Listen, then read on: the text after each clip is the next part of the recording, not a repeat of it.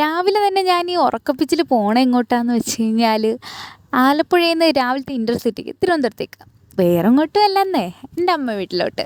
Thampanoor സ്റ്റേഷനിലോട്ട് train ഇറങ്ങിയതിന് ശേഷം ഞാൻ പിന്നെ അവിടെ നിന്നൊരു ബസ് പിടിച്ച് ഇങ്ങ് അമ്മയുടെ വീട്ടിലോട്ടെത്തി.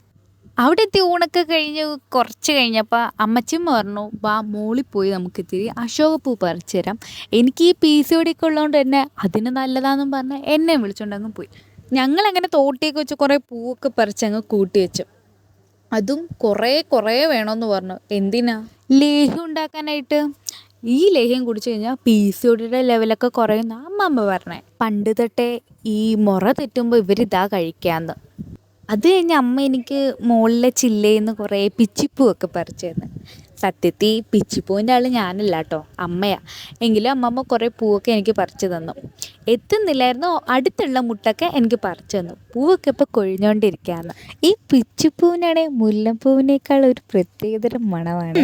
അതെ അതെ, പൂവാണ് ഇത്. രക്തപോക്കിന്, നടുവേദനയ്ക്ക്, നട്ടലുവേദനയ്ക്ക്, വെള്ളപ്പോക്കിന് എല്ലാത്തിനും കൊള്ളാം. ഇത് ഞാൻ ലേഹ്യം ഉണ്ടാക്കാൻ പോവുകയാണ്. ഇത് മുക്കുറ്റിയാണ്. ചില ആളുകൾ ഇത് തീണ്ടാനാഴിയെന്നും പറയും.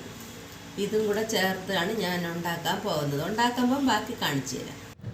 ഇനി അടുത്തതായി കഴുകി വെള്ളം തോന്നുന്ന പൂവിലേക്ക് ഒരൽപ്പം വെള്ളവും ചേർത്ത് നന്നായിട്ട് അരച്ചെടുക്കാം. ഇതാണ് കേട്ടോ പരുവം.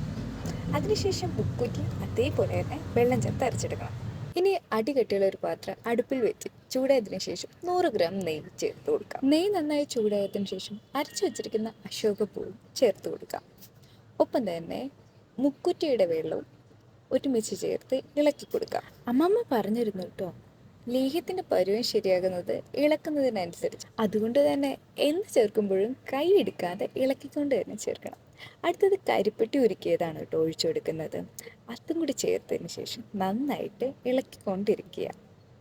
ഒരു 1.25-2 മണിക്കൂറോളം ഞങ്ങൾ ഇളക്കിയിരുന്നു കേട്ടോ.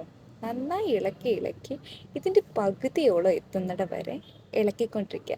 അപ്പം മാത്രമേ ആ ഒരു ലേഹ്യത്തിൻ്റെ കറക്റ്റ് പരുവാകൂ. അതിനുശേഷം അതിലേക്ക് ഏലക്കാപ്പൊടി ചേർത്ത് കൊടുക്കുന്നുണ്ട് കേട്ടോ.